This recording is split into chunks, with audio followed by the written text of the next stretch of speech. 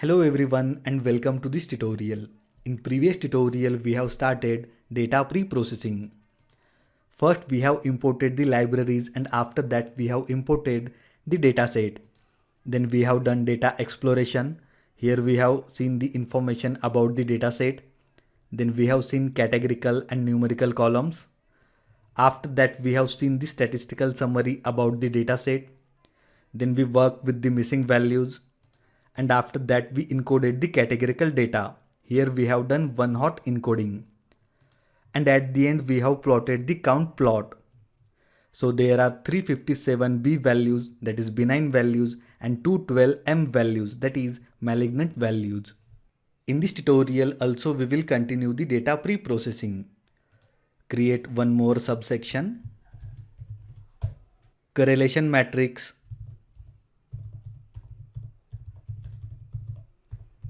And heat map. Add some cells. Now create a variable dataset underscore 2 is equal to dataset dot drop. Here we will drop a column and we have to drop this column diagnosis underscore M. This is the dependent variable, so we are dropping this one. Just paste and execute. Now check the dataset, that is dataset 2.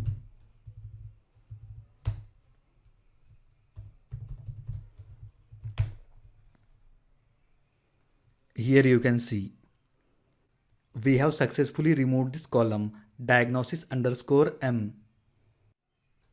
Now type dataset 2 dot, here we have to use one function correlated with. First we have to provide the column and here we are providing this column diagnosis underscore M. After that plot bar. Here we have to specify some attributes. The first attribute is figure size. So we will specify 2010. After that specify the title.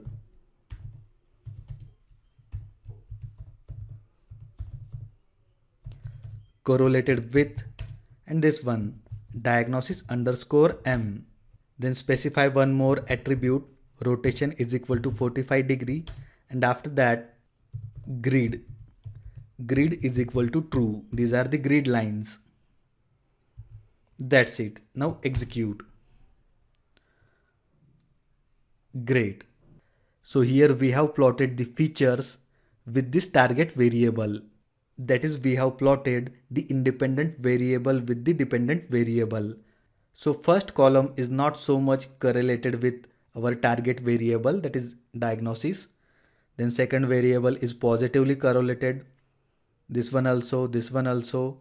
And these variables you can see, these are not correlated with our target variable, that is dependent variable. And this is somewhat negatively correlated, not that extent, but little bit negatively correlated. And this column, this one, concave points, this is also not correlated with the target variable. And all other independent variables are correlated with the target variable.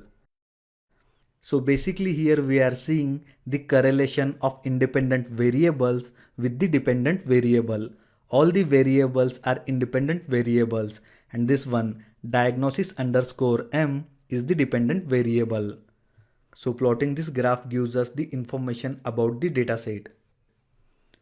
Now add some cells.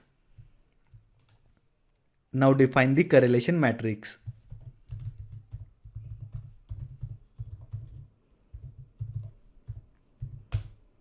Define a variable, then dataset dot, we have to use this function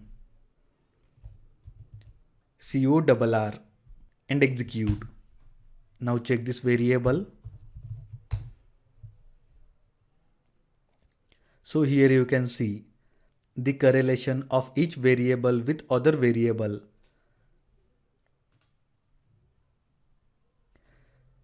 The variable ID is 100% correlated with the variable ID itself, right? ID is not exactly we are taking this variable into consideration, but for example, I am just trying to explain, right? Then radius mean is correlated with the radius mean 100%. This is what we are seeing, 1. Then again, radius mean is correlated with texture mean.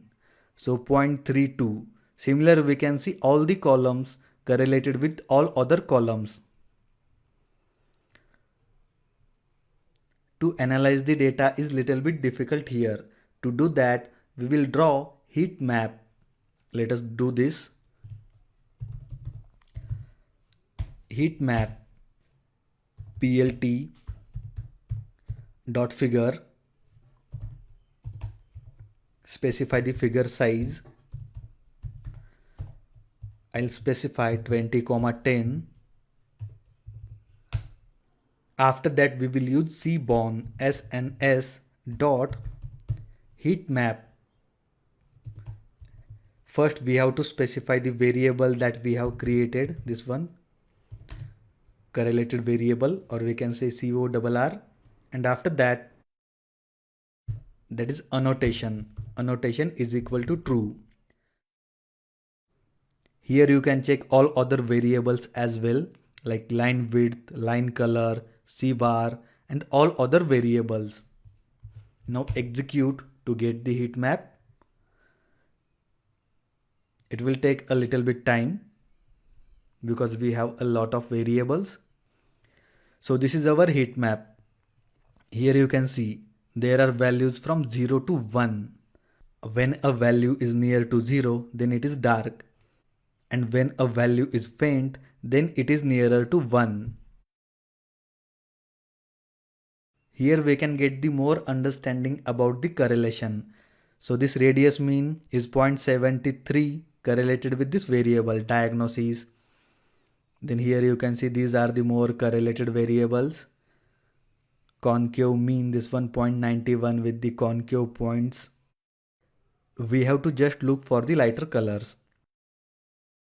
When the color is light, that means there is more correlation, you can see 0.91, 0.88, 0.7. And when we see these boxes, like black boxes, so there is negative correlation. So this is our heat map that we have drawn here. Let us revise. First, we have created a variable dataset underscore 2. And here we have dropped the target variable, this one, diagnosis underscore M. And after that, we have seen the correlation with this chart here. Then we have defined a variable CORR. And after that, we have drawn the heat map. So here we can get more understanding about the correlation. Let us move forward. Add one more subsection. Now we have to split the data set into train and test set. I'll note down here. Splitting the data set. And we are splitting this data set into train and test set. Let us check data set. Data set dot head. So these are the first few lines from our data set. Define X. This is the matrix of features. I'll just note down here. Or we can say independent variables. Dataset dot, we will use this method, iloc method. First we have to specify the rows. So we will select all the rows, and after that we have to select from column 1, this one, index 1 up to end. And we have to exclude this target variable, that is diagnosis underscore M. This is not correlated variable. These are just ID numbers. So we can remove this column. let us confirm the index locations. So we are starting from index 1 up to the end, and we have to drop this variable. So starting from 1, and we are dropping this one last variable or last column -1 dot values. As you know that lower bound is included in Python and upper bound is excluded. So here we have specified upper bound as this column. The index location for this column is -1. So Python will automatically remove this column. Upper bound is excluded. Now execute. Great. Now check the shape. X dot shape. So there are total 569 rows and 30 columns. Now define the y. This will be our target variable, or we can say dependent variable.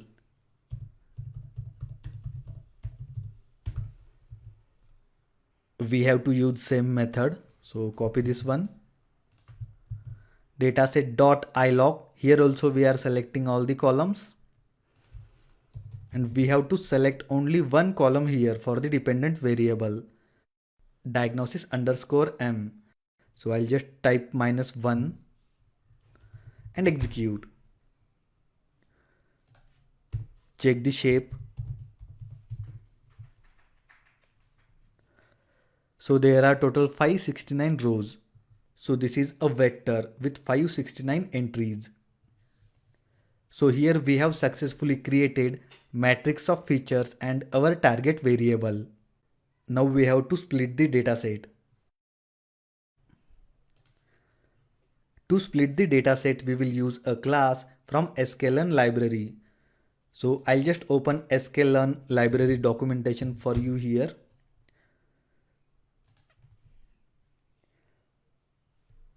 This is the scikit-learn.org. This is the official documentation for the scikit-learn. Go to API. Here you will get all the libraries and their respective classes. So we have to look for model selection. This is in alphabetical order. So go to M for the model selection.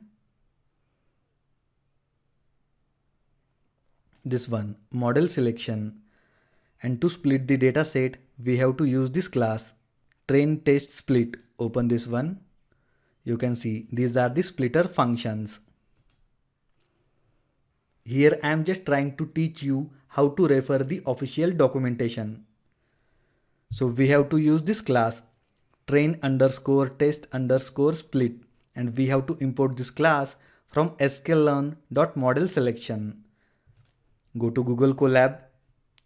From sklearn.model selection, and we have to import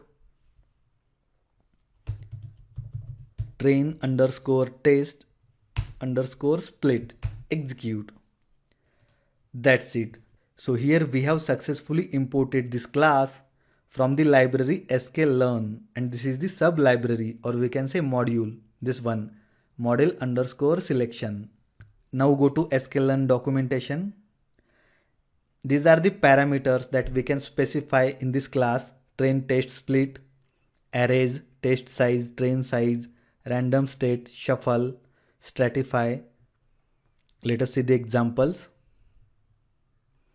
X train, X test, Y train, Y test, and after that we have to split the dataset like this. So I'll just copy this one.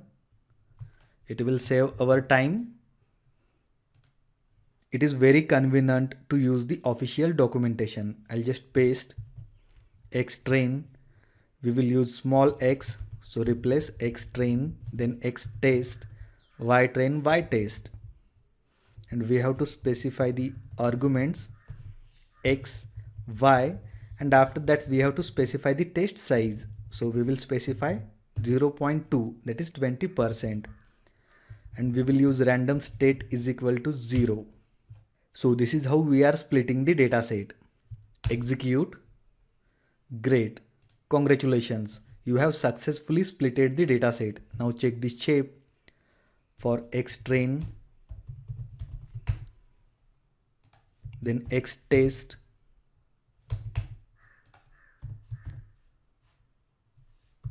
Y train,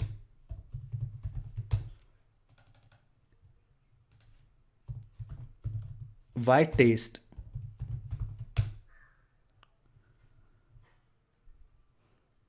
We have to check for the shape, so execute again. So there are total 455 observations in training set. You can see here in X train as well as in Y train 455 observations. And there are only 114 observations in the test set. You can see here 114 in X test and 114 observations in Y test. So here we have successfully splitted the dataset. And to do that, we have used this class train underscore test underscore split from this library sklearn.model selection. So always remember, if you are not recalling something or you are little bit confused, then always refer the official documentation like this. So this is all about the splitting the dataset. Let us move forward. Create one more subsection. Feature scaling. So this will be the last step in data pre-processing, feature scaling. To do the feature scaling, let us refer the official documentation, this one. We have to look for pre-processing. This is in alphabetical order. Scroll down. Pre-processing and normalization. And we have to use this module pre-processing dot standard scalar, and you can see here standardize features by removing the mean and scaling to unit variance. Open this one.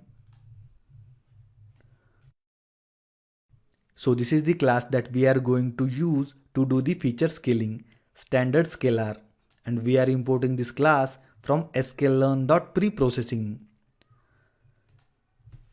From sklearn dot pre-processing and import standard scalar. Execute. Let us check the other details. So using standard scalar, we are standardizing the features by removing the mean and scaling to unit variance. You can get other details as well. The standard score of a sample is, and this is the formula to calculate the standard score. In this formula, mu is the mean of training samples and S is the standard deviation of the training samples. You can read all the details as well. This is very informative.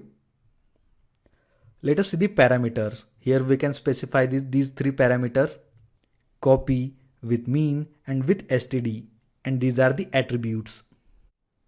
Let us see the example. So first we have to create an instance of this class like this, and after that we have to use these methods fit underscore transform and transform. Let us go to Google Colab, create an instance sc. We are calling this instance as sc, instance of this class. Now we have to do the feature scaling. Type sc dot fit underscore transform x train. Redefine x train. That's it. Now copy this.